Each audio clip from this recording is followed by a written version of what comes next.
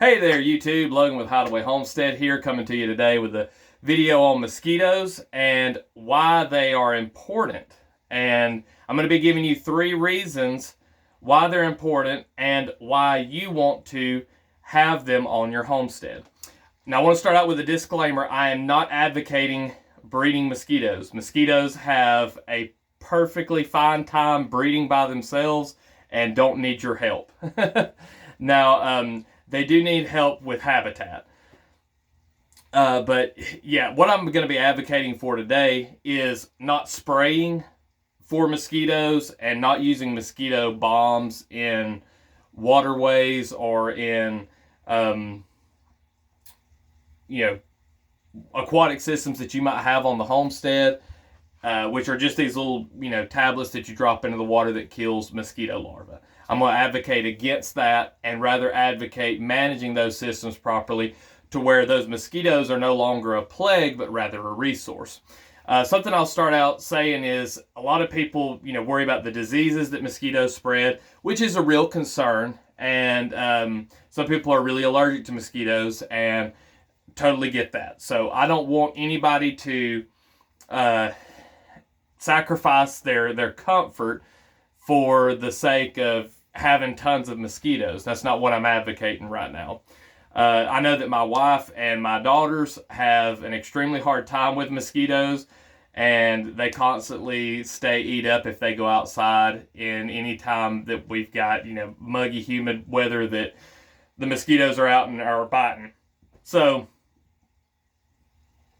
if that's you, I'm hoping that this video will help you to coexist with the mosquitoes and still be comfortable and not have a bunch of mosquito bites. One thing I will mention is that Jeff Lawton, who is one of the big wigs in permaculture, he might even be considered the big wig, mentioned that mosquitoes, if you've lived in an area for like 10 years and you've been bitten by the local mosquitoes, that you can be immune to them. And I thought, I don't know if that's true or not.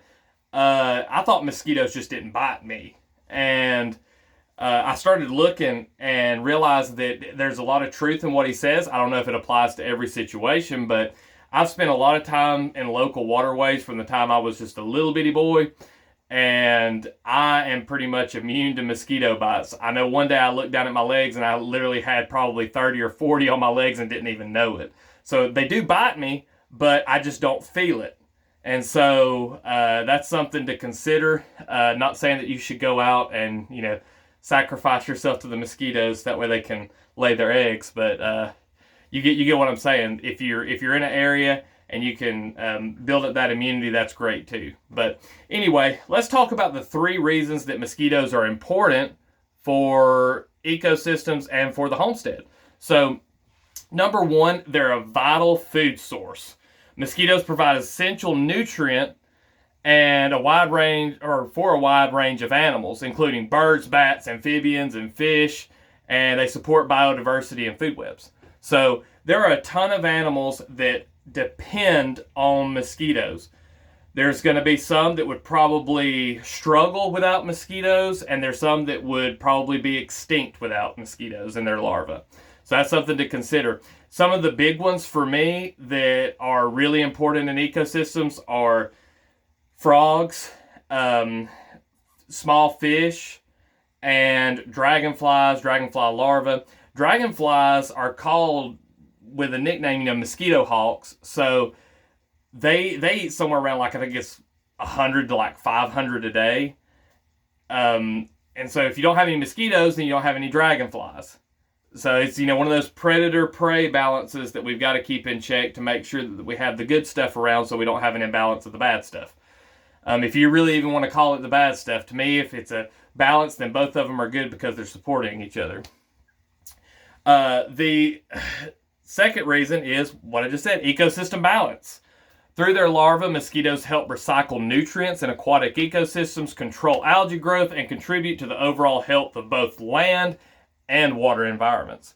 So mosquitoes not only provide a balance of, providing food and eating stuff, but they can also help with water clarity.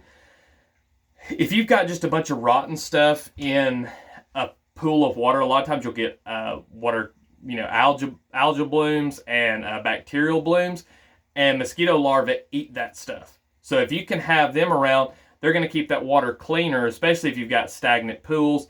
That's one of the reasons mosquitoes lay their eggs in those stagnant pools. There's a really good food source, and there's a lot of protection from predators because you don't have a lot of fish in stagnant pools or in vernal pools. Which a vernal pool is just a pool that comes up in the spring and then disappears over the summer months as drought sets in.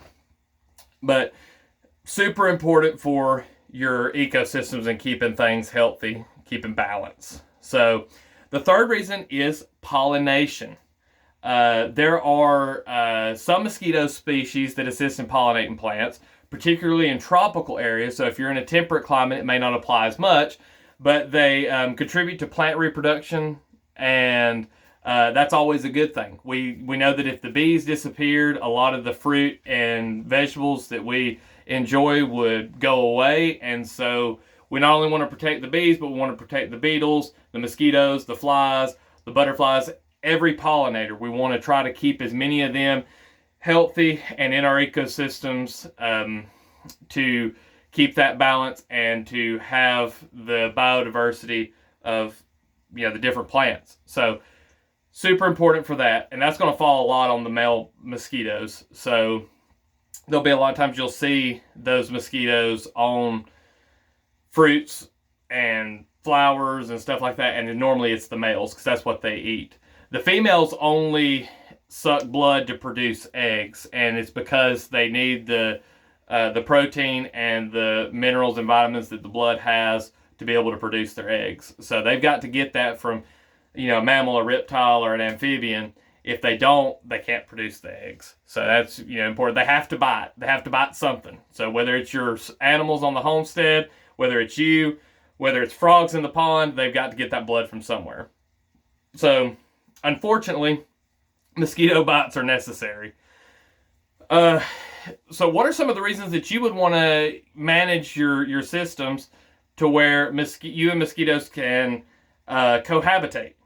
One of the reasons is that you don't want to be overrun by mosquitoes. Another reason is you want the benefits that they give to the environment. So we're going to go with the number one selfish reason. You want to not get bit by mosquitoes, and you want to be able to go and sit outside and not be molested by 40,000 little buzzing noises in your ear. I would recommend for controlling mosquitoes, number one, if you've got any body of water, whether it is a 5-gallon bucket, a poultry feeder, or a pond, if you are not intensively managing that, which means pretty much changing out the water daily or every few days, then you need some kind of fish in that body of water. Number one recommendation that I have is mosquito fish. I have a lot of mosquito fish in here. I wonder if I got out some feed, they might come up and you might see more of them. You can really just see the rosy reds right now, which they may not be that hungry. Well, they're going to eat some. But you've got the mosquito fish really live up to their name. I mean, they'll eat, maybe 1 to 200, I think, is around the numbers of mosquito larvae for an adult female. And they'll eat that in a day if they have access to it. I've got a couple little males there and a female coming around. And the rosy red minnows are also a good option. The only reason that I would recommend the mosquito fish over the rosy red minnows is because they reproduce a little bit easier than the rosy red minnows. The rosy red minnows lay eggs, and they normally have to have a flat surface. A lot of times it's on the bottom of something like these bricks that I've got in here that they can lay eggs on a lily pad, something like that. It's not that they're hard to breed, but they're not as easy as the mosquito fish. The mosquito fish are live bearers, so they give birth to live fish that are pretty significant in size, especially depending on the size of the brood. will, depend on the size of the individual. So if you have a smaller brood, a lot of times they'll be bigger individuals. If you have a whole lot of them, if they have, somewhere like 30 to 100 babies, they're going to be smaller. But they're really good. So any of those systems that you have, like if it's a rain collecting system, you can throw those mosquito fish or those rosy red minnows into those pools, and they will manage the mosquitoes. Goldfish could be another option. The only thing is, I've noticed that in some of my systems that I've put goldfish in, they don't eat as many mosquitoes as the mosquito fish or the rosy red minnows. They tend to kind of mouth them a little bit, and sometimes they'll eat them, sometimes they won't. And I've seen mosquitoes not get bad, but there be a few in systems that have only goldfish. So that's just something to think about if you were thinking about getting goldfish. They're great for other things, but I would keep them with the mosquito fish or the rosy red minnows. If you were going to have any systems that you're wanting to grow and raise fish, maybe to feed the ducks, or to cycle a system where you're doing something like this water hyacinth and you're growing it to feed your ducks, mosquitoes are a great addition because they can give food to the fish that you're going to feed to the ducks, or they can just be part of the nutrient cycle to feed the plants to then feed, ducks or whatever livestock it is that you're wanting to feed. But you've got to have something basically to pass those mosquito larvae through. I don't know that you can really get a system to where you were growing mosquito larvae and you just fed it directly to animals. So what I do is I dumped some in here just a minute ago, a whole bunch of them. There's still some little larvae swimming around.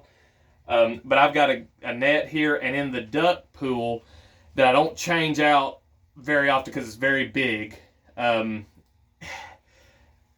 go through it and make sure that I keep the mosquitoes scooped out of it, because if you don't, you're just breeding tons of mosquitoes. The ducks will eat a little bit of the larvae because they do filter feed, but it's not enough to make a significant difference. So anyway, yeah, if you're going to do that, you can, if you're really into the aquarium hobby or you're into aquaculture and you want to have a food source to be able to feed your fish without having to buy flake food or bagged food, mosquitoes are an awesome option. You can set up some 5-gallon buckets with maybe some leaves in the bottom of it and fill it up with water. Let those mosquitoes come through, lay their eggs. You just need to stay on top of it because you don't want to breed mosquitoes. So if you're going to have, 3 or 4 buckets, you want to make sure that every day you're scooping out of one of those buckets and feeding it to your fish. That all being said, I hope that this video helped you to understand the importance of mosquitoes and ways that you can manage mosquitoes and keep them under control and make them a benefit for you and your family on your homestead or in your garden or in your backyard. So if you found any value in the video, if you learned anything, please leave a like. If you've got any questions or comments, you can drop those down below. And if you haven't subscribed to the channel, go ahead and do so. I appreciate all y'all watching, and we'll see you in the next one.